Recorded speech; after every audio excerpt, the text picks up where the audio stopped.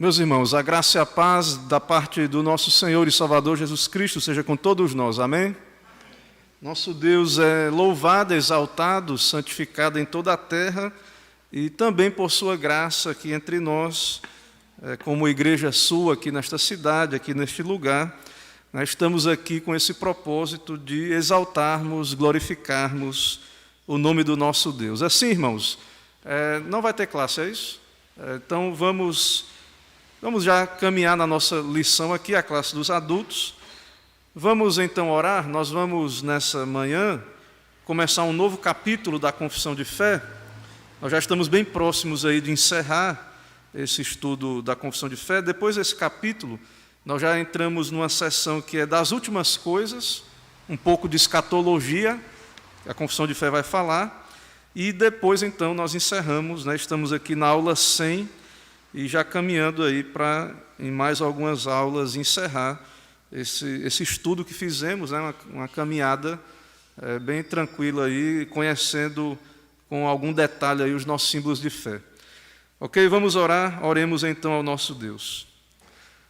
Senhor, nós estamos aqui pela Tua graça, o Senhor nos trouxe aqui, nos reuniu para Te adorarmos, Te bendizermos, separando esse tempo para o aprendizado das coisas do alto, para buscarmos meditar na nossa cidadania celestial e também na realidade de que o Teu reino já veio. Jesus já é Rei, Rei dos reis, Senhor dos senhores, foi exaltado, está à destra do Pai, está nesse momento reinando e nós estamos em Cristo reinando, nós estamos unidos ao Senhor. Não podemos muitas vezes perceber isso aos nossos olhos naturais. Vemos ainda pecado, vemos ainda tantas coisas nesse mundo, mas pela fé na Tua palavra e como crentes em Ti, nós sabemos que o Senhor reina e governa todas as coisas, mas especialmente governa a Tua igreja, ó Pai. E por isso estamos aqui para nos colocarmos aos pés de Cristo, da palavra do Senhor, e buscarmos a direção, a orientação para nós como igreja. Assim, usa esse estudo, fala pela palavra, também o auxílio, a interpretação da Bíblia, os nossos símbolos de fé, que o Senhor venha usar esses padrões subordinados à Santa Escritura como apoios, auxílios, mas que cada vez mais o Teu Espírito fortaleça em nosso coração o solo Escritura, e que a única regra de fé e de prática para nós é tão somente a Tua palavra, mas ao mesmo tempo o Senhor tem abençoado a Tua igreja no decorrer da história, e tem iluminado o Teu povo, e temos tradições que ajudam a melhor entendermos, tradições fiéis, que não foram contestadas no decorrer da história, e que também devemos, como igreja de hoje, olhar para essa história, para toda essa história, e suspeitar de ensinos novos que surgem como novidade, e como igreja estar firmes na fé, na doutrina bíblica que o Senhor tem entregue aos Teus santos. Assim fala aos nossos corações, exalta o nome de Cristo, nos abençoa, é o que oramos, pedimos em nome de Jesus. Amém. Amém. Irmãos, então, aula 100, capítulo 31 da Confissão de Fé. O título desse capítulo da Confissão de Fé é dos sínodos e concílios. É muito oportuno esse assunto. Nós já temos falado um pouco sobre essa questão do sistema presbiteriano por conta do Supremo Concílio, e agora nós chegamos nesse capítulo da Confissão, que fala dos sínodos e dos concílios, e é muito oportuno diante tanto do Supremo Concílio que aconteceu há poucos dias, como das reações ao Supremo Concílio, que estão aí tomando aí a internet com manifestações, com cartas contrárias às decisões dos concílios. E esse é o momento, né? E nós também sabemos disso, a Confissão de Fé vai falar isso, que os concílios não são Bíblia, e nem são infalíveis, e nem são regra de fé e de prática. Porém, os concílios também não quer dizer que o fato dele não ser Bíblia e o fato deles poderem errar não quer dizer que estão errados sempre. Só quem é inerrante é a Bíblia. Quando um pastor abre a Bíblia e prega com fidelidade, também não quer dizer, ele não é inerrante, o pastor não é inerrante. Mas não quer dizer que ele está pregando uma coisa errada, você tem que analisar como os bereanos. O que é que os bereanos faziam? O apóstolo Paulo estava pregando e os bereanos estavam examinando as Escrituras para saber se as coisas eram assim. Então, o fato de um pastor não ser inerrante, o fato de um concílio não ser inerrante, não quer dizer que o pastor está pregando errado sempre, né? Ou pelo menos não deveria, na maioria das vezes, deveria estar pregando biblicamente. O fato do concílio não ser inerrante, mas ele pode falar de maneira acertada. E quem discorda tem que provar biblicamente, e na nossa igreja, pelos meios corretos, nos concílios. Então, as pessoas estão aí se reunindo com abaixo-assinado. Meu amigo, você pode, se você está apegado ao ensino não bíblico, você pode ter um abaixo-assinado de milhões de pessoas, de bilhões. O mundo todo pode assinar. Se a Bíblia está dizendo que está certo algo, não é abaixo-assinado, não é quantidade de assinatura que vai alterar o que está nas Escrituras. Então, os sínodos podem errar, os concílios podem errar, nós vamos ver aqui, mas nós devemos ter muito cuidado, porque Deus estabeleceu nas Escrituras esse sistema de governo, que nós cremos ser bíblico, nosso sistema presbiteriano, de conciliar, e esses concílios, então, têm autoridade. Quando eles são fiéis às Escrituras, eles se revestem, então, de autoridade, sim, para a edificação da Igreja do Senhor. Eu vou ler os textos, então, antes de ler o texto da confissão. Vamos abrir em Atos 15, de 1 a 6. É o texto que fala do primeiro concílio da história da Igreja, onde havia apóstolos e presbíteros. Esse concílio é muito interessante, em Atos 15, de 1 a 6, porque tinham apóstolos ali. Alguém poderia dizer assim, não precisa reunir concílio, os apóstolos estão aqui, para que reunir concílio? E outra coisa interessante é que os presbíteros estavam presentes, e a autoridade do concílio não é porque tinha apóstolo presente, é porque era um concílio e o Espírito Santo os conduziu, e era a vontade de Deus, então, conduzir a igreja por esse meio, né, de um governo plural, conciliar. Então, Atos 15, houve uma contenda com relação à questão dos judaizantes, sem autorização, com opiniões próprias, chegavam nas igrejas dizendo, você quer ir para o céu? Não basta ser crente, não, você tem que ser judeu, tem que circuncidar. E estavam perturbando as igrejas, acrescentando ao Evangelho outros ensinos. E aí esse problema chegou, é um problema que se espalhou pela igreja e teve que ser resolvido. E um concílio em Jerusalém, no contexto da igreja apostólica, se reuniu, e então esse concílio está aí em Atos 15, de 1 a 6, nós vamos ler e perceber que Deus usou isso, né, para o bem da igreja, a paz, a unidade, tranquilidade, que resultou dessa decisão conciliar. Atos 15, de 1 a 6, diz assim, alguns indivíduos que desceram da Judéia ensinavam os irmãos, se não vos circuncidardes segundo o costume de Moisés, não podereis ser salvos. Então, perceba que eram pessoas particulares, indivíduos com opiniões particulares. E como é que isso vai ser resolvido? Em concílio. A decisão do concílio, irmãos, não é decisão particular, opinião particular. Quando o concílio se reúne ali, então, por que ele tem autoridade mais ainda quando ele é bíblico?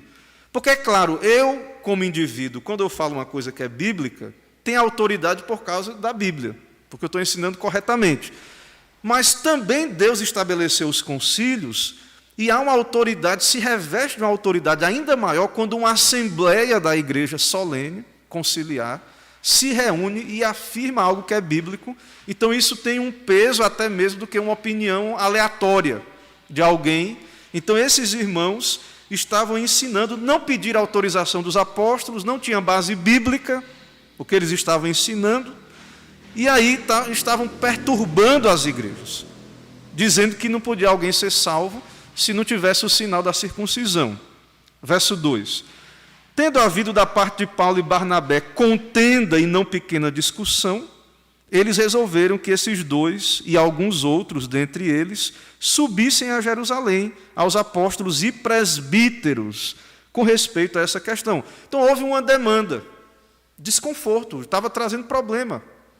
Questões doutrinárias, irmãos, mexe com a consciência, traz abala, a gente fica...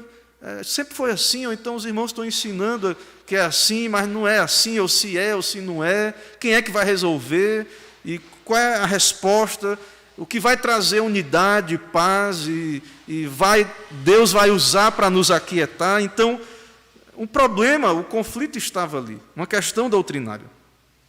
E então, Paulo e Barnabé, e com outros irmãos, foram a Jerusalém conversar com os apóstolos e presbíteros ali, com respeito a essa questão. Enviados, pois, verso 3 aí, até certo ponto, acompanhados pela igreja, atravessaram as províncias da Fenícia e Samaria, e narrando a conversão dos gentios, causaram grande alegria a todos os irmãos. Tendo eles chegado a Jerusalém, foram bem recebidos pela igreja, pelos apóstolos e pelos presbíteros, e relataram tudo o que Deus fizera com eles. Insurgiram-se, entretanto, alguns da seita dos fariseus, que haviam crido, dizendo: é necessário circuncidá-los e determinar-lhes que observem a lei de Moisés. Então o ensino aí, a opinião aí firme, né? Tem que circuncidar e pronto. Eles estavam ensinando isso, da parte do partido farisaico lá, dos convertidos, né, da seita dos fariseus. Então se reuniram os apóstolos e presbíteros para examinar a questão. Então, já temos um exemplo lá dos primórdios de como resolver os problemas na igreja. Então, nós observamos na aula anterior que a igreja tem governo. A igreja do Senhor, ela tem, de fato, Cristo é o governador da igreja, é o cabeça da sua igreja. Então, nós aprendemos isso quando falamos sobre a disciplina eclesiástica. E esse governo é só para disciplinar a gente? Não. O governo da igreja não é só para disciplinar os irmãos, não. Também, sendo necessário, né? Não que queiramos isso, mas torna-se às vezes necessário. Mas o governo da igreja também é para administrar questões práticas, questões doutrinárias. Está havendo uma controvérsia, um problema. Então, Deus usa o governo da igreja, o concílio de Jerusalém, porque isso causava problema na consciência. Então, as pessoas agora com esse ensino aí de que tem que circuncidar, começavam a pensar: poxa, mas e se eles estiverem certos? E se eu não me circuncidar, eu vou perder a salvação? Eu já me circuncidei e agora Paulo está dizendo que não precisava. E agora? Então, problemas doutrinários, hoje, irmãos, as pessoas não estão nem preocupadas com doutrina, com governo de igreja, as pessoas não estão preocupadas, né, estudar sobre concílio, sobre sínodo. Para nós, irmãos, esse é um assunto bíblico. Está revelado nas Escrituras. Tem a ver com a saúde, com o bem da igreja. Então, há esse desinteresse hoje doutrinário, mas isso não era assim no passado.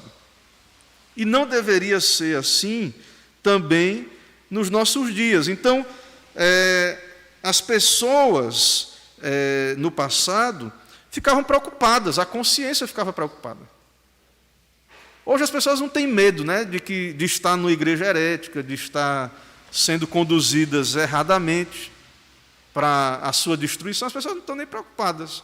Elas acham que, não, eu sou cristão, igreja é uma coisa a mais, e se eu for e estiver submisso cegamente ao que está na igreja, lá está tudo bem, ou não me importo e tudo mais, mas isso não é assim.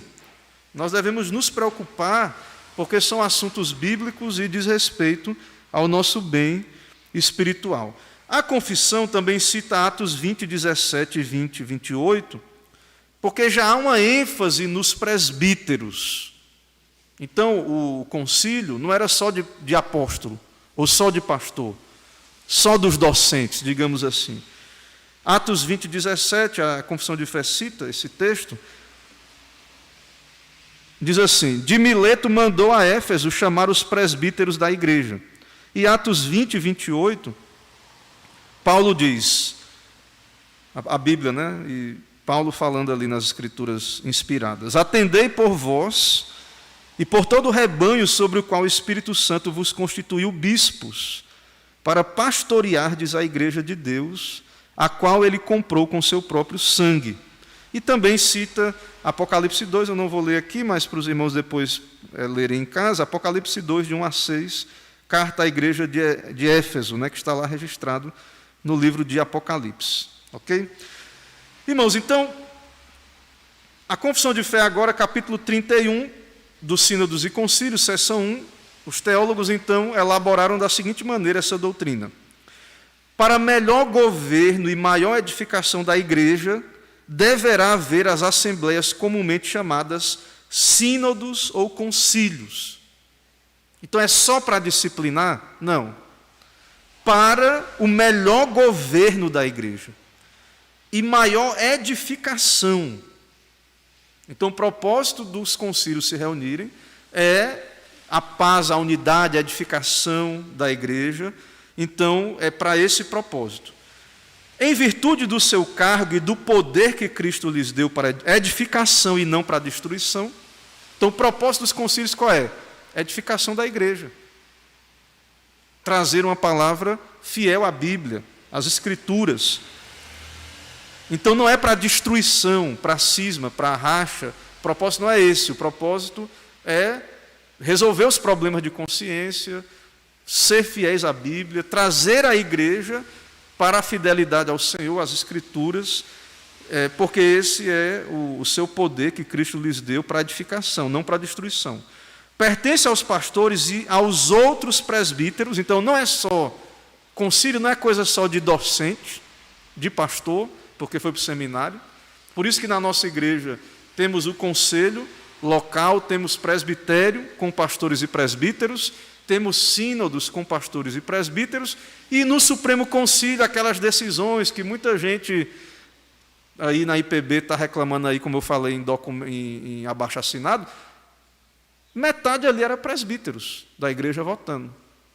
Homens tementes a Deus, homens também piedosos, junto com os pastores, oraram, decidiram, votaram, e então temos essas decisões, e temos então a atuação nessas decisões dos nossos presbíteros locais representados ali. Certo? Então não devemos esquecer de honrar e valorizar e dar aos nossos presbíteros a honra que a Bíblia dá a eles e orar por eles, entender a responsabilidade então dos nossos presbíteros, né, serem homens de Deus, apegados à Escritura, a nossos símbolos de fé. E é muito importante, então, para o nosso sistema de governo, para o bem da igreja, a unidade, a paz, o trabalho dos presbíteros, nessa questão também até doutrinária, né, porque eles participam dessas decisões conciliares da igreja. Pertence aos pastores e aos outros presbíteros das igrejas particulares criar tais assembleias e reunir-se nela quantas vezes julgarem útil para o bem da igreja. Então, nosso sistema tem um presbitério, né? Nós localmente também convocamos o conselho, esporadicamente, o presbitério também, sínodo, Supremo Concílio de 4 em 4 anos, e tem as CEs, né? Que é no interregno do concílio. Meus irmãos, então, estamos nós aqui novamente falando de sistema de governo da igreja, né? Nós já temos falado um pouco sobre isso. Então, esse concílio que lemos aí na Bíblia, ele é muito importante, porque haviam presbíteros, pastores e até os apóstolos ali também, e nos mostra então que não há uma imposição de autoridade de um apóstolo. Nós vimos aí no nosso Supremo Concílio. Não é o presidente, o Roberto Brasileiro, não é um pastor famoso que tem uma igreja grande. Não, irmãos, Deus usa os concílios. Não existe essa ideia, isso é coisa de católico romano, de uma igreja mais importante do que outra. Às vezes, pela graça de Deus, igrejas se tornam mais relevantes por conta da sua história e da sua influência na sociedade, mas nós somos conciliares, cada igreja local é uma agência do reino de Deus, e nossa igreja, então, honra o sistema conciliar, e cada um de nós, então, cada presbitério tem voz e voto ali na reunião do concílio, e Cristo governa a sua igreja, a voz de Cristo é ouvida na decisão do concílio. E aí nós temos que ter muito cuidado com essas opiniões paralelas, no sentido em que, claro que o pastor pode ter opinião, o presbítero e tudo, mas nas questões doutrinárias, controversas, nosso concílio já adotou um sistema de interpretação, e o nosso concílio resolve essas questões, não é no Facebook, saiba disso. Não é conversas paralelas de corredor que vai resolver essas demandas. Então nós temos que ter maturidade como igreja, nós temos que caminhar para esse entendimento. Caminhar para esse entendimento. Eu tenho opinião, não concordei. Converse com o seu pastor, com seus representantes aí, presbíteros, seu presbitério, suba documento para o Supremo Concílio e ore. Passe os 4 anos orando aí. Não é abaixo-assinado, volto a dizer. Ou então, como nós vimos nesse abaixo-assinado aí, que é a favor da ordenação feminina, mas nós não fomos ouvidas. Nós nunca foi. E dizem, pelo menos o que está sendo rastreado, que são pessoas realmente... Claro que um abaixo-assinado que é colocado em site, irmão, tem muita assinatura ali que pode ter certeza que não é de mulheres da IPB, ou homens. Porque está lá na internet, qualquer pessoa assina. Então, eu quero crer que tem mais de 1000 assinaturas lá já, não é somente de pessoas que são membros da igreja presbiteriana que estão assinando. Não dá para investigar, mas eu creio que não. Mas independente. E aí, aparentemente, nós não sabemos quem está redigindo, né? Quem está por trás exatamente desse documento, mas há um texto lá dizendo que, mas nós não fomos consultadas e coisas desse tipo. Meus irmãos, e está fora de ordem isso, não é assim que nós somos presbiterianos, nós temos as escrituras, nós temos um sistema de governo. Então, se isso não está sendo ensinado, se a igreja não está consciente da ideia de sínodos e concílios, porque tem outros sistemas, não tem só presbiteriano, não. Por exemplo, no sistema episcopal, qual é o sistema episcopal? Então, o sistema episcopal é um sistema de governo, claro que quem defende pensa ser um sistema bíblico, e tem também um sistema congregacional. No sistema episcopal, um bispo governa sobre as igrejas de uma área geográfica, uma diocese, certo? E etc. Um bispo, então, vai governar. Esse sistema de um homem ter essa autoridade foi surgindo na história da igreja. Há evidências históricas, isso diz, claras, de que antes do fim do primeiro século, uma forma episcopal de governo estava em vigor em muitos lugares. Havia bispos em Esmirna, Roma, em Éfeso. Então, a história da igreja foi caminhando, havia um governo plural, mas certos homens começaram a se destacar na pregação, na doutrina, no zelo doutrinário, e as igrejas começaram a confiar a esses bispos certa autoridade. E eles foram chamados, então, na história de bispos monárquicos. Então, começou a haver um peso, e principalmente algumas cidades também. O bispo de Roma, temos que ouvir a opinião do bispo de Roma. E aí, meus irmãos, é que foi surgindo o papado, também na história da igreja. Então, isso surgiu cedo na história da igreja. Então, muita gente que está reclamando aí do sistema presbiteriano, se estivesse numa igreja episcopal, também iria reclamar. Eu não fui consultado, porque nessas igrejas aí, episcopais, então, esse bispo, essa pessoa, então, que tem essa autoridade, ela decide. Né? E não tem essa coisa de consultar, então, a Assembleia, etc. Aí. Já naquela época, então, começou a surgir isso, mas havia os concílios, e houve os concílios ecumênicos também, reuniu os bispos da cristandade. A igreja, então, adotava esses documentos, né, o Concílio de Niceia, né, depois Constantinopla, Calcedônia, a igreja de Roma também tem os seus concílios. Isso é um sistema de governo. Nós já falamos aqui do presbiteriano. Tem outro sistema que é o congregacional. Às vezes, no sistema congregacional, o pastor também tem muito peso no que ele diz. Embora, no sistema congregacional, diga-se assim, na Assembleia, mas tem alguns contextos que acaba que o pastor ou o líder da igreja, ele se torna a palavra de mais peso ali naquele contexto. Porém, não são todas as igrejas congregacionais que funcionam assim. Em muitas igrejas congregacionais, a reunião da Assembleia, da congregação, é a mais alta corte. Então, em muitas igrejas congregacionais, não sei se está acontecendo hoje, ou se tem alguma igreja congregacional ou batista honrando, né, esse nome aí de congregacional, mas existe esse sistema. Então, se você pensa assim, primeiro você tem que ir atrás da base bíblica, e depois talvez você se afine mais com um tipo de igreja que não é presbiteriana. Né? Então, muitas pessoas estão dentro das igrejas, irmãos, e eu já falei aqui na aula passada. Tem gente que está dentro de igrejas aí, evangélicas, que já rachou 1, 2, 3 vezes. Ela nem sabe por que rachou. E mudou o sistema de governo, ela nunca soube qual era o sistema de governo da igreja. Porque, infelizmente, no meio cristão atual, as pessoas não se preocupam com isso. Há um reducionismo evangélico, onde só as pessoas... Não, a igreja é para pregar só a salvação. Claro que a salvação é central, a justificação pela fé e outras doutrinas centrais, mas nós devemos aprender sobre toda a Escritura.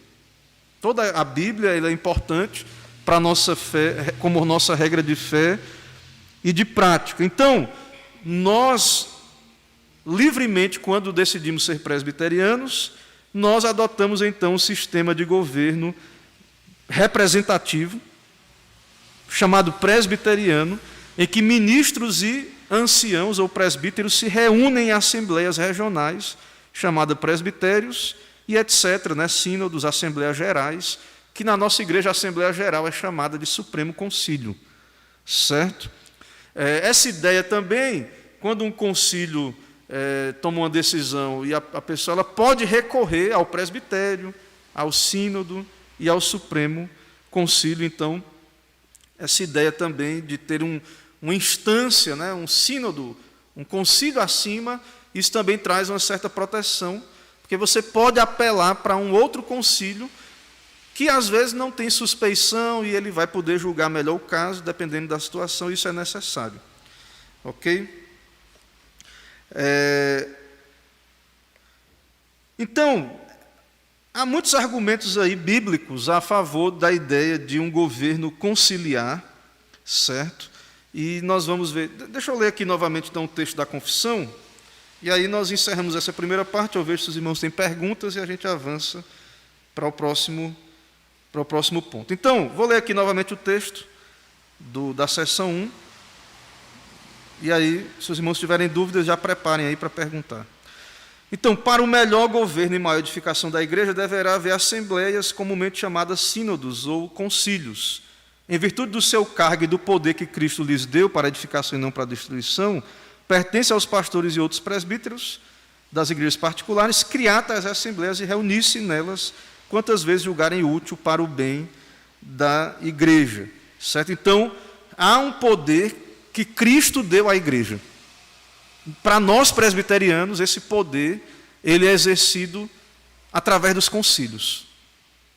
Então, embora os concílios não são infalíveis, agindo de maneira correta e bíblica, ele se reveste de autoridade, como o governo civil lá.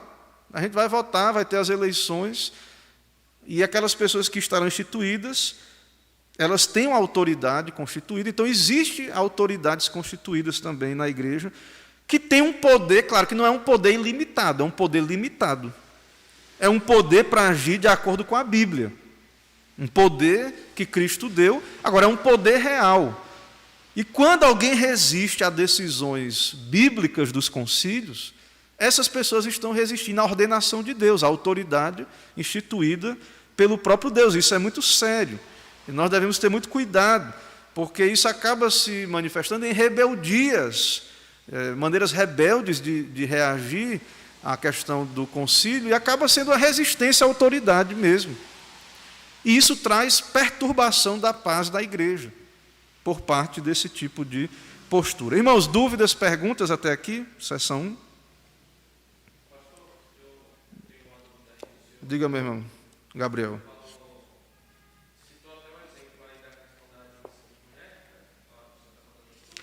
Sim.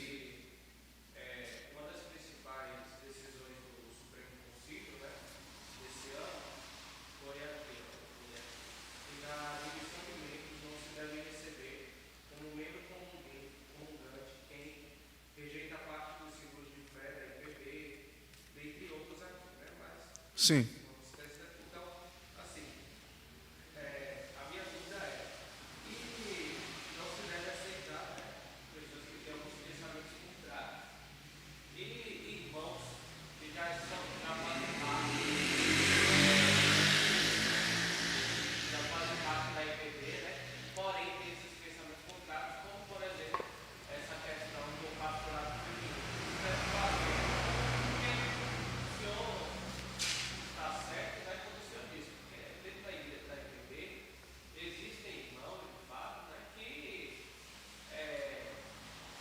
está mais para batista do que para presbiteriano. Assim, está dentro da IPB, nós acreditamos que sim, é nosso irmão em Cristo e tudo mais, mas só que às vezes está ali dentro para causar discórdia, porque está para ser contra, como o pastorado feminino. Então, o que é que se deve fazer com esses irmãos, visto que não pode aceitar? Isso acaba que, se alguém funciona com a mentalidade congregacional batista dentro da igreja presbiteriana, vai gerar essa perturbação que nós estamos vendo. E essa perturbação está vindo de onde? É do Supremo Concílio? É dos presbitérios? Não, essa perturbação ela está vindo de pessoas que, como o irmão Gabriel, o diácono Gabriel muito bem falou, elas estão na nossa igreja, amam a IPB por algum motivo, por alguma questão organizacional, historicamente elas cresceram dentro da IPB, algum motivo histórico, mas de fato elas ou não foram instruídas, ou não estão preocupadas com essa questão, e aí elas vão reagir segundo esse pensamento aí, mas elas estão fora de ordem. Irmãos, nossos concílios, a ideia conciliar, embora a gente fale de poder, de autoridade, sempre os nossos concílios, eles tomam decisões com autoridade porque é bíblica, são bíblicas as decisões, mas sempre a ideia de pastorear esses irmãos. Então, esse trabalho que eu estou fazendo, eu estou trazendo para vocês esses temas, nós estamos conversando, então eu estou apresentando para a igreja e tenho o propósito também de alcançar esses irmãos que discordam, para que eles venham refletir por que discordam e que eles tenham consciência do que é que a igreja pensa, do que ela decidiu. E, claro, nós presbiterianos somos guerreiros, aí, historicamente, lutadores a favor da liberdade de consciência. Você é livre para discordar, livre, mas, se você decidiu ser presbiteriano, então o Supremo Concílio reafirmou. É a pergunta que eu faço quando eu estou avaliando candidatos a ser membro da igreja, na classe de catecúmenos, eu digo, leiam a confissão de fé, tirem dúvidas, tragam as dúvidas. Tem algum ponto, porque assim, a linguagem não é de uma subscrição, como é do pastor, presbítero e diácono. Então, um pastor, um presbítero, um diácono, quando ele vai ser ordenado, um concílio zeloso, ele teria que fazer uma vigília com esse candidato. Em que sentido? É muita pergunta. Eu tenho algumas listas de perguntas, até o manual do candidato da IPB, para quem vai para o seminário, tem uma lista lá. A gente tem que sentar aqui com o candidato, se a gente for examinar mesmo, integralmente. E é pergunta, meu irmão, para responder. Então, assim, é que nem o pessoal quando vai fazer esses cursos aí, né, tem essas ordens aí, como às vezes o OAB, né, o cara faz aquele curso, aí quando vai fazer a prova, às vezes nem os advogados que já são nativos, às vezes consegue responder aquela prova, né? Mas é um processo, né?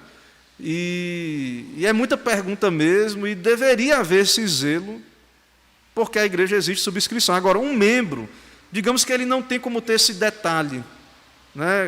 Uma subscrição assim, ponto por ponto, conhecendo toda a história da igreja, as controvérsias, etc. Mas, assim, ele está sendo exposto à pregação, ao ensino, a um estudo na confissão de fé, dos catecismos. Meu irmão, você tem alguma objeção, você tem alguma resistência? A maneira que a igreja é administrada. Você sabe que o irmão, quando tiver eleição, o irmão vota para os presbíteros, o diácono, tendo eleição pastoral, mas o presbitério pode designar um pastor. E aí, você vai entender que não é você que vai decidir? Em alguns momentos pode acontecer de você não desistir, você não fazer parte desse processo aí, porque é representativo o sistema. Você vai orar, né? Você, tendo a oportunidade, vai dar o seu voto, você pode dar a sua opinião, mas a sua opinião ela tem que ser colocada dentro desse respeito, dentro desse contexto, e você, sendo o voto vencido, lá no Supremo Concílio, e eu creio que isso cabe aos concílios, existe o voto de protesto. Então, a igreja ela não é contra você expressar ali a sua opinião. Então, às vezes, o concílio decide algo e uma pessoa, eu quero deixar aí registrado. Para que registrar se perdeu, né? Ali o outro lado ganhou na discussão. Porque vai vir outro concílio e fica na história lá salvo aquele voto de protesto. E aí, mas Deus está conduzindo a igreja por meio desse concílio aí. E se ele está errado, volta a dizer, é documento, certo? É documento que tem que subir pelas vias corretas, em oração, amadurecendo o debate no contexto da igreja, e no próximo reunião do Supremo isso cai ou confirma. Então, o nosso sistema ele vai trabalhar dessa maneira. Então, irmãos que têm reservas aí, que têm resistência, em tese oficiais não deveriam ter, né? A gente deveria estreitar mais a porta agora, né? Os que têm, então, deveriam submeter de boa mente, né, as decisões aí do concílio, a menos que seja algo que fere a sua consciência gravemente, aí fica complicado. Eu creio que a pessoa não vai querer ficar num contexto desse, for algo totalmente que ele considera antibíblico e tudo mais.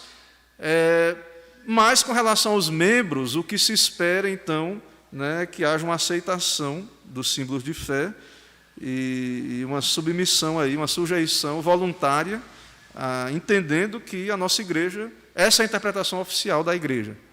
Então, se você tem uma objeção muito grande, talvez você tenha que orar e pedir a Deus que lhe mostre um caminho.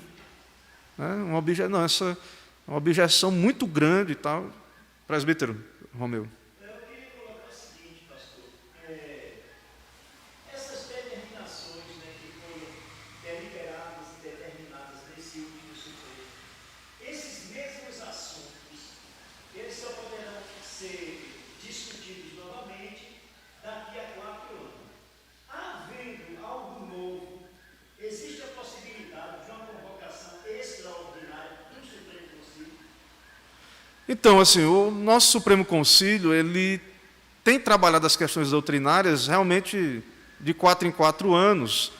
Quando é emenda, quer emendar a confissão de fé, eles mandam cartas para os presbitérios de consulta.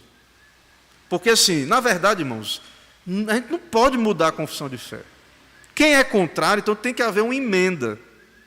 E para haver essa emenda, tem um trâmite, que o Supremo Concílio, então, envia essas cartas para os presbitérios, aí os presbitérios votam, dependendo da votação, já cai ali mesmo. Se for contrário, os presbitérios votarem de modo contrário a uma decisão, nem é tratado lá. E também o Supremo Concílio tem trabalhado com comissões de doutrina. Então, chega lá na reunião, sobe o documento, aí o Supremo Concílio não resolve ali logo, mas por exemplo, essa questão mesmo que a gente está tratando na quinta-feira, da questão neopuritana. O Supremo Concílio recebeu documentos antes, 2010, 2018, e aí ele designou pastores escolhidos por algum motivo, eu quero crer que tenham a confiança do concílio nessa área, algum conhecimento, algo ali foi visto, né? E esses irmãos trabalharam 4 anos comprando o concílio, pagando livro para eles lerem. Eles foram se reunindo. Teve a pandemia, né? Aí teve que reunir muito online. Mas se tivesse que reunir presencialmente, a igreja bancava as passagens de avião, a comissão reunia e tal, e reunia 4 anos reunindo. Então, esse documento que está aí é fruto. Eu conheço pessoas da comissão, né? Estou em grupos aí com irmãos que são da comissão, presbíteros, não só pastores, presbíteros também, e vi muito zelo da parte desses irmãos nesse estudo. Então, eles leram livros, pesquisaram, debateram e apresentaram o documento lá no Supremo. E aí foi a voto. Porque lá no Supremo Concílio, realmente, é muita coisa, né? O tempo é curto. Então, hoje a gente tem o iCalvinos que, antes de começar a reunião, já está tudo online lá, os documentos. E qualquer um de nós pode ler esses documentos. Qualquer um. Qualquer irmão pode ler. Então, a igreja deveria se interessar e aí ler antes esses documentos. Então, quando chega lá para votar, embora o tempo seja curto, e às vezes vem logo a palavra a voto, como muitos têm dito aí, né? Foram decisões precipitadas. Assim, não tem desculpa, porque dá para você ler os documentos antes. Então, o debate, ele pode acontecer, ele acaba acontecendo meio que no interregno. Ele vai acontecendo, pessoas vão trabalhando, os documentos são enviados antecipadamente, para que os presbíteros, os pastores leiam os documentos, e quando chegar lá no dia, vai ter a discussão à vontade, né? E aí a casa vai estar pronta para votar, e vai votar, e ali vai ser a decisão, né, do concílio. Então, quem pode realmente fazer essas emendas é o Supremo Concílio. Até mesmo a CE, que é a mesa do Supremo, que reúne ali no interregno, ela não pode tratar de doutrina. Então, é o Supremo Concílio.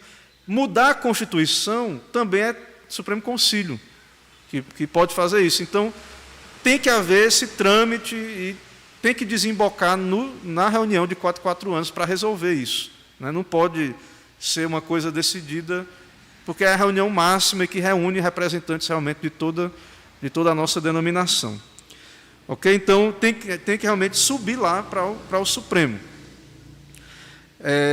Aos sínodos e concílios compete decidir ministerialmente controvérsias quanto à fé e casos de consciência. Então, aqui na confissão de fé está tratando de questões doutrinárias, e que, veja que na linguagem da confissão de fé, isso mexe com a consciência. Questão doutrinária tem a ver com convicções. Se você tem uma convicção, a sua consciência está cativa à palavra de Deus, se você é forçado a uma coisa contrária, isso vai lhe perturbar, né? É como Lutero começou a ficar perturbado vendo a idolatria de Roma, venda de indulgências. E aí Lutero começou a ler a Bíblia, viu que estava tudo errado, e começou a escrever, colocou as 95 teses, depois outros escritos. E aí Lutero foi dito, você tem que se retratar, Lutero. Aí Lutero disse, a minha consciência é cativa à palavra de Deus, me prove na Bíblia que eu me retrato. Então, doutrina é uma questão que envolve consciência, convicções, e isso acaba trazendo questões de, como eu falei, perturbação, né, para a igreja, tem que ser resolvido. Então, para nós, compete aos sínodos e concílios resolver esses problemas. Então, não é a opinião minha, não é a igreja de Alagoinhas que vai decidir agora os rumos da IPB, não é uma grande igreja do Brasil que quer ser o modelo para todas as outras, não é. Nós cremos que Deus vai usar o Supremo Concílio, no caso da nossa igreja, que é a nossa Assembleia Geral. Determinar regras e disposições para a melhor direção do culto público de Deus e governo da igreja. Irmãos, a gente fica discutindo liturgia, e esse documento neopuritano aí é sobre liturgia, mas veja que é muito sábio ouvir os concílios. Eu apresentei aqui, e está à disposição para os irmãos, os princípios de liturgia da Igreja Presbiteriana. Nós não adotamos o diretório de culto de Westminster, que é puritano, mas se você vai nos princípios de liturgia que está na nossa Constituição, tem muitos paralelos com o diretório de culto, e é um princípio reformado, de culto simples, dia do Senhor, de adoração familiar, doméstica e tudo. Então, tem uma denominação aí chamada Igreja Reformada do Brasil. Eles subscrevem Confissão Belga, Catecismo de Heidelberg, Cânones de Dort e outros documentos lá da Reforma. E lá, por exemplo, com relação ao culto, eles cantam salmos e hinos aprovados pelo concílio. Então, às vezes, a gente fica discutindo coisas do culto, que isso é aquilo e tudo mais. Então, nossa igreja, ela tem diretrizes, ela tem princípios de culto.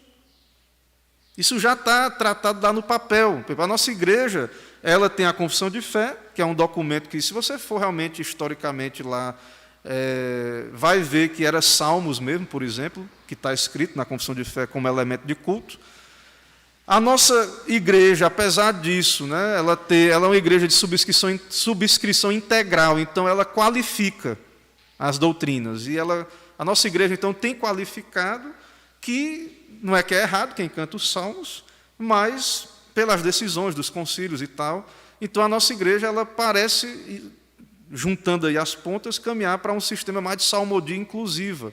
Então, não é pecado, não é crime, os irmãos estão cantando os salmos, mas a igreja, pelas suas decisões e tal, ela recomenda, tem inário, recomenda a confecção até foi recomendado aí no último Supremo elaborar eu não sei se é ou acréscimo ao nosso inário, ou adaptá-lo, com 50 salmos, 50 hinos e outros cânticos lá, etc. Então a gente fica discutindo coisas que não precisa discutir, né? E então a igreja, pelo menos assim, a gente está caminhando aí na carta, pelo menos até agora que temos visto aí, é que ela não vê. Sempre existiu há uma certa pluralidade nessas posições com relação ao culto, mas a igreja tem princípios, é reformada os princípios. A igreja tem um princípio regulador, certo? E é uma igreja reformada, de tradição reformada, que historicamente reconhece que vários reformados tinham o hábito de cantar salmos, como alguns também fazem hoje, e também a igreja ela reconhece que há possibilidade, sim, do cântico de hinos e outros cânticos. Então, não é necessário dizermos assim, diante da decisão do concílio, que o irmão não é confessional, porque na igreja dele canta hino, por exemplo. Nós não podemos dizer, o Supremo Conselho está dizendo isso, vamos parar com isso. Né? Vamos parar com isso. Também o irmão que está cantando salmos, lá o conselho, o pastor, ele canta, a igreja quer cantar os salmos, então não se sinta ofendido, porque não tem nada de errado sendo feito. Segundo a Bíblia, a confissão de fé e os princípios de liturgia. Você não gosta, não quer, na sua cidade tem outra igreja que não é, vá lá. Então, tenha paciência, tudo tem que ser tratado conciliarmente. Entendeu? Mas a perturbação está vindo de quem não quer entender. A perturbação está vindo de quem não quer conhecer os documentos da igreja, entender estas coisas. Então, a gente fica discutindo coisas que no nosso sistema é a atribuição, né, dos concílios. A atribuição dos concílios. Você acha que você vai resolver? Nem a minha opinião também não resolve, a minha opinião isolada. Então, a gente caminha bem, andando, né, de modo bíblico, conhecendo o nosso sistema, os documentos. Nossa igreja é uma igreja de documentos, e nós cremos, eu creio, por convicção bíblica no sistema presbiteriano. Então, que devemos resolver essas demandas aí lá. Então, tem que subir documento mesmo. Suba documento. As igrejas devem fazer isso. Então, resolveria muita coisa se a gente parasse de discutir isso e parasse para ouvir o que a igreja, as decisões lá têm feito, né, caminhado para fazer. E é isso que eu acho que devemos fazer, o que eu tenho feito aqui quando eu pego o documento para estudar na quinta, para a gente estudar juntos. Essas questões litúrgicas, né, na igreja.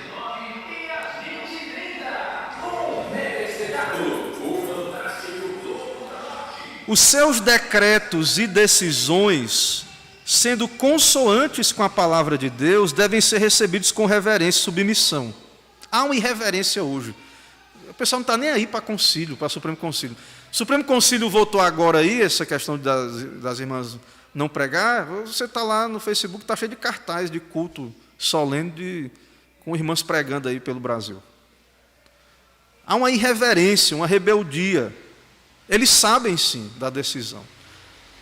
Claro que, volto a dizer, pastoralmente tem casos de algumas missionárias, né, até da JMN, que a gente tem aí o cartaz, né, está por aqui, eu acho, o cartaz ali.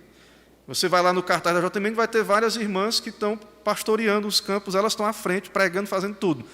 A decisão não é ir lá e te virar as irmãs, vai pastorear campos que estão lá com irmãs pregando no culto solene. Porém, tem o outro caso, que é a rebeldia mesmo. O Supremo Concílio reúne, decide, então as pessoas não dão a mínima para o que o Supremo Concílio decidiu e segue fazendo tudo isso aí. E isso, irmãos, é resistir, então, a uma autoridade que Deus deu à igreja, porque devem ser recebidos com reverência e submissão. Não só pelo seu acordo com a palavra. Tem que ser recebido porque, primeiro, porque é bíblico. Pode ter abaixo-assinado de 1 milhão de pessoas. Você vai fazer abaixo-assinado. A Bíblia diz que homossexualismo é pecado. Faça um abaixo-assinado aí, reúna milhões de pessoas dizendo que não, a Bíblia não diz que é pecado, é cultural, era daquela época. Não adianta, a Bíblia vai continuar afirmando o que ela afirma. Não é abaixo-assinado que vai mudar isso. E então, ele diz aqui, a autoridade tem a ver com o ser bíblico, mas não apenas isso, mas também pela autoridade real pelo qual são feitos, visto que essa autoridade é uma ordenação de Deus designada para isso em sua palavra. Então, existem autoridades reais na igreja que, volto a dizer, o seu poder não é ilimitado, o seu poder está debaixo do limite da palavra, mas quem resiste, além de estar resistindo à Bíblia, está resistindo à autoridade constituída. Está resistindo a autoridades que Deus constituiu ali em loco, né? Em loco. Então, é isso que a confissão de fé está argumentando. Em Atos 16:4, depois do concílio de Jerusalém, que lemos em Atos 15, a Bíblia diz: ao passar pelas cidades, entregavam aos irmãos para que as observassem, as decisões tomadas pelos apóstolos e presbíteros de Jerusalém. Foi decidido lá e pronto, ficou lá? Não.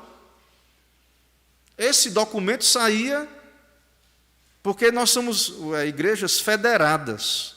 Nós somos uma igreja só federada, espalhada pelo Brasil.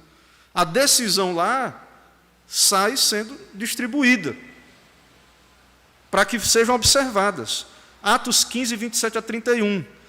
Enviamos, portanto, Judas e Silas, os quais pessoalmente vos dirão essas coisas. Não tinha internet, né? Hoje em dia chega mais rápido que a informação chega mais rápido que o deputado que foi lá para o Supremo Concílio.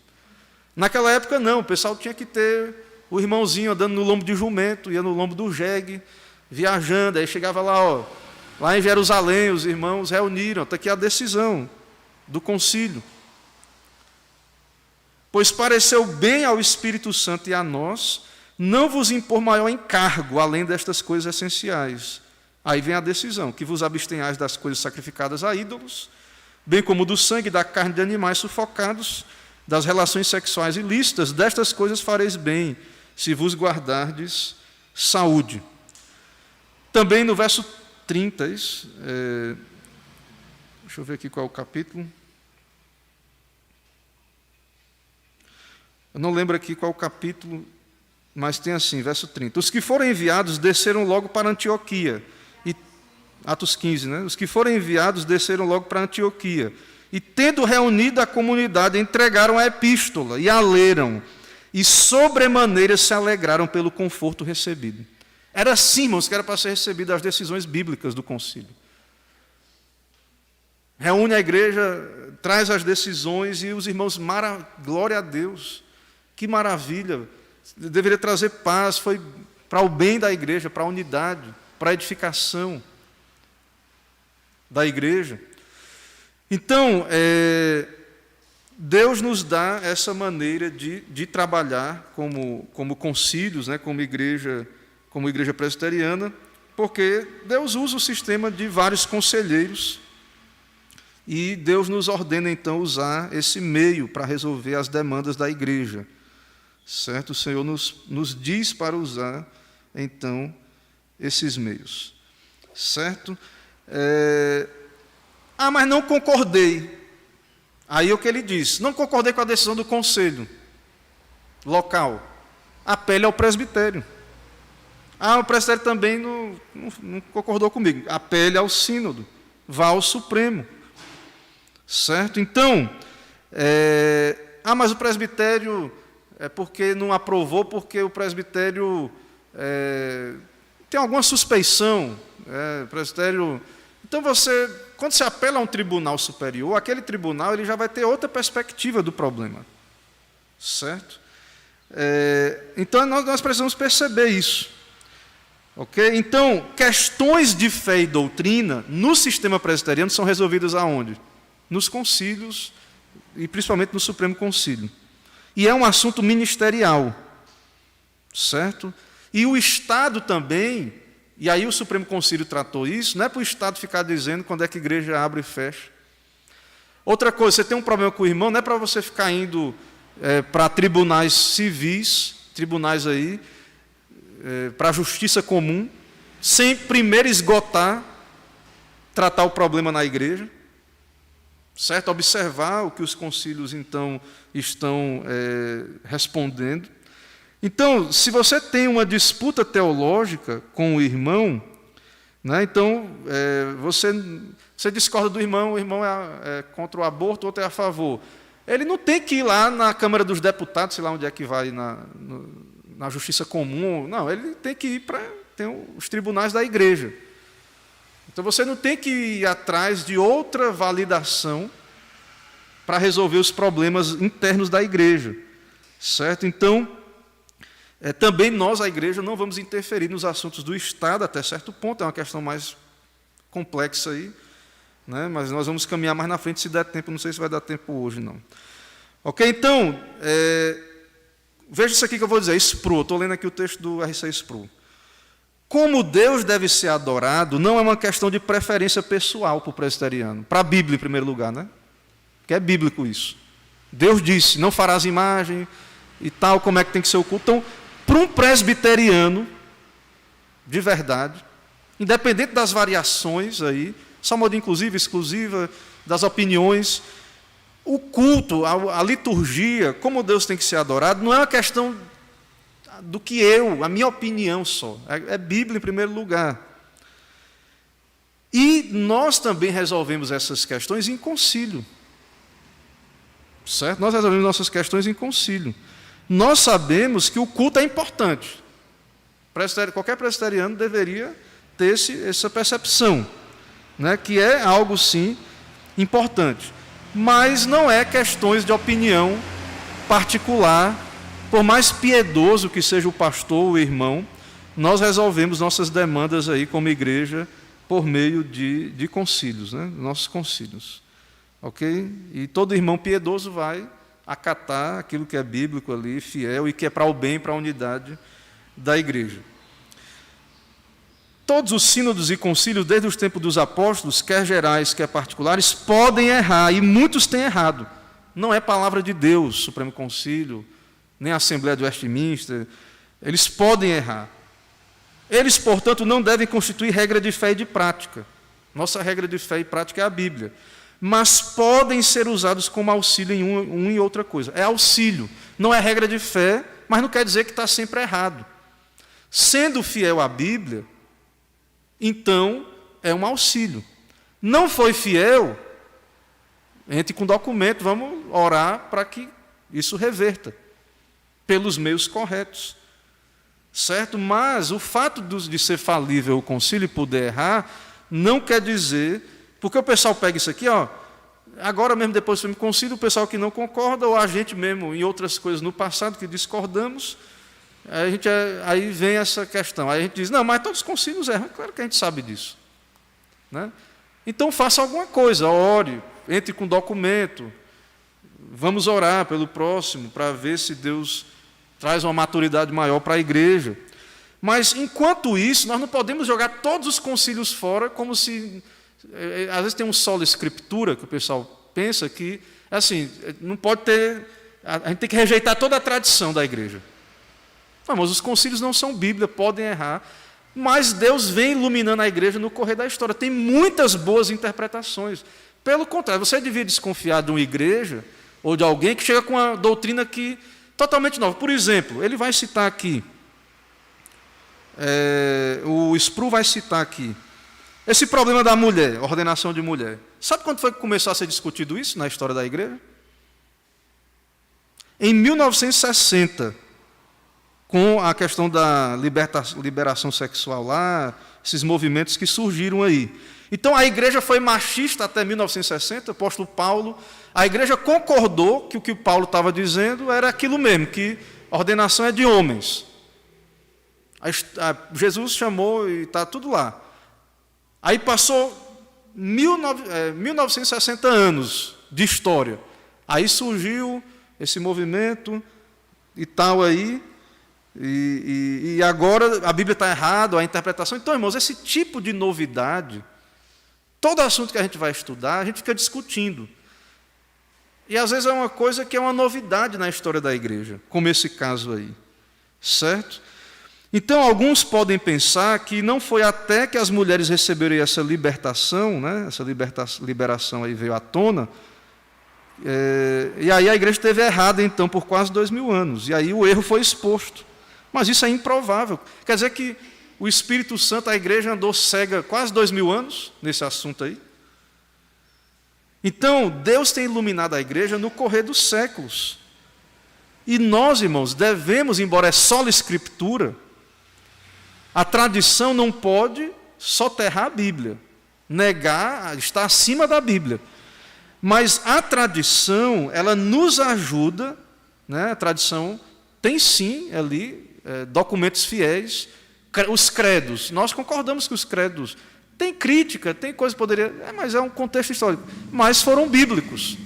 O credo está errado, refute com a Bíblia. A confissão de fé está errada, refute com a palavra de Deus, mostra onde é que está errado. Vá aos concílios para refutar. Porque as pessoas, é muito fácil abrir a boca, né? Muita gente que não conhece a história da igreja, não conhece a tradição, a exegese que foi feita dos textos, e não concorda e pronto, e etc. Então, prove que está errado. Presbítero.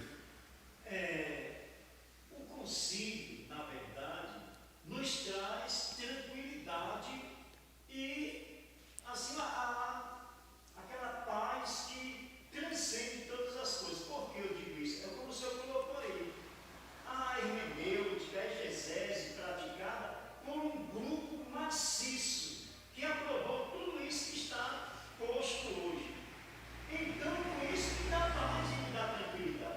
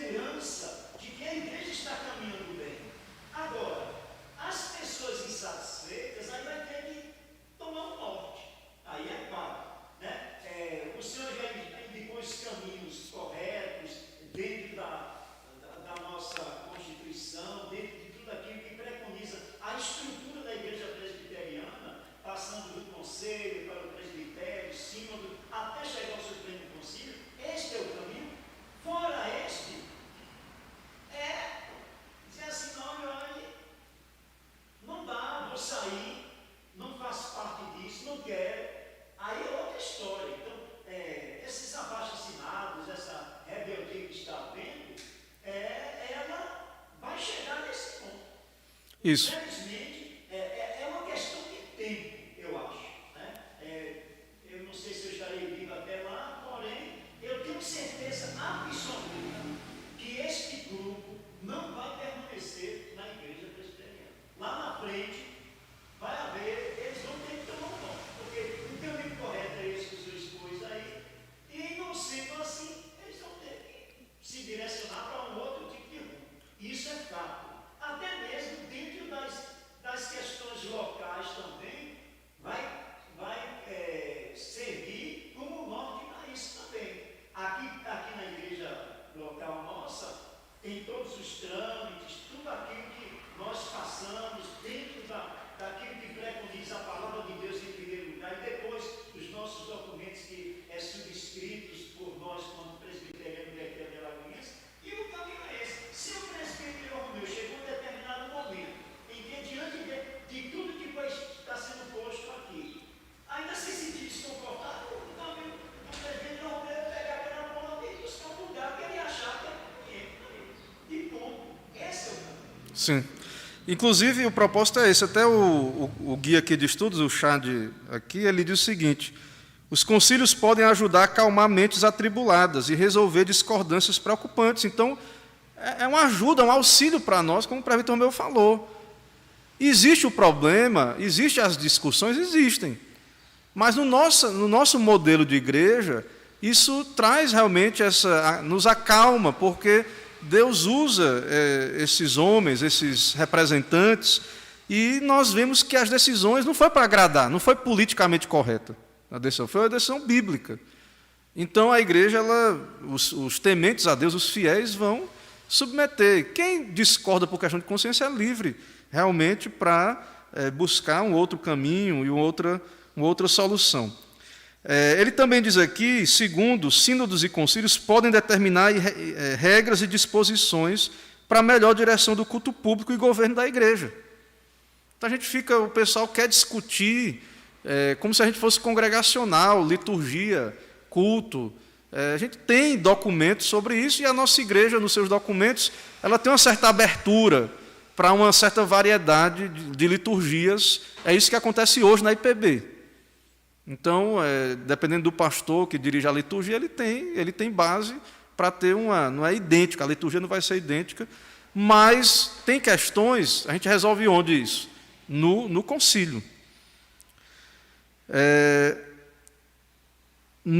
Questões sérias, questões secundárias também, certo? Então, irmãos, eu creio que a gente tem caminhado bem. Eu acho que dá para a gente concluir aqui só citando a última sessão, certo? Que vai falar da relação de igreja e Estado. Eu não vou me demandar muito aqui, eu vou só ler, e a gente encerra, então, nossa classe aqui. A última sessão, então, eu não vou fazer muitos comentários aqui, a gente pode abordar em outra oportunidade, falando sobre relação de igreja e Estado. Os sínodos e concílios não devem discutir nem determinar coisa alguma que não seja eclesiástica. Então, o Supremo Concílio vai tratar de coisas que têm a ver com a igreja. Doutrina, culto, questões de consciência. Não devem imiscuir-se dos negócios civis do Estado, a não ser por humilde petição em casos extraordinários ou por conselhos em satisfação de consciência, se o magistrado civil convidar. Seria sábio o magistrado civil consultar a igreja, mas nós vivemos num Estado laico que tem muitas igrejas variadas, então não existe uma igreja, como na época da Reforma, para ser consultada, né? E isso poderia causar problemas políticos na sociedade.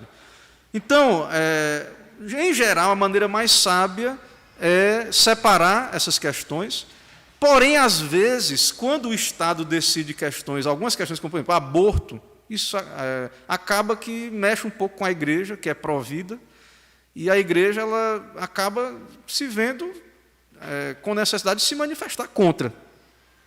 Porque é uma questão que não é só uma questão, acaba misturando com questões religiosas, com outras questões. E aí é um assunto polêmico essa questão aí, até onde a igreja deveria ir.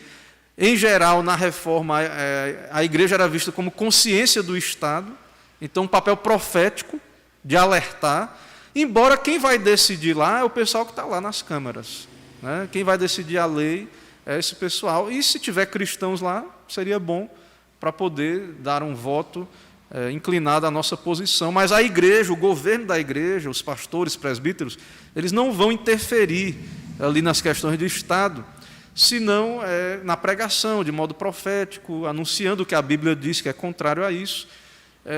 Então, tem que ter essa separação. Irmãos, eu encerro aqui, então, esse capítulo, ok? Não sei se tem perguntas mais aí ou dúvidas. Vamos orar, então, para encerrarmos nossa classe aqui. Oremos. Senhor, nós te bendizemos por essa manhã, na Tua presença, podendo conhecer mais do Senhor e daquilo que a Tua palavra diz sobre a Tua igreja, que é o Teu reino nessa terra, especialmente, e sobre a boa ordem da Tua casa, ó Pai, a administração dos negócios do Senhor mesmo, espirituais, para o nosso bem.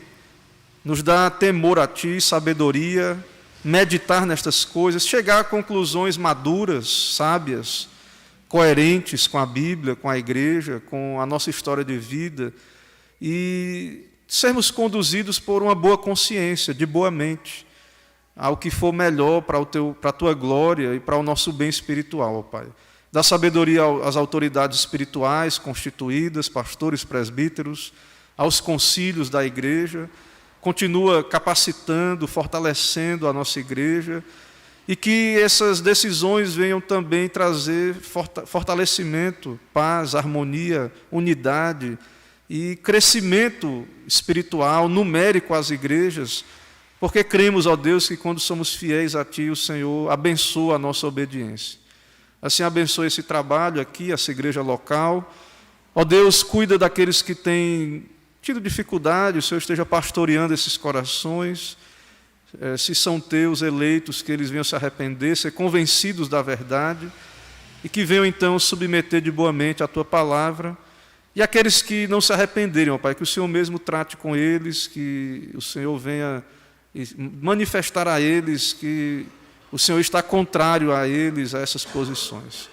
Assim oramos, dá-nos um dia de paz, nos leva em paz, nos traz a noite. É o que oramos, pedimos em nome de Jesus. Amém. Irmãos, vamos em paz então, até logo mais 18 horas. Bom dia a todos.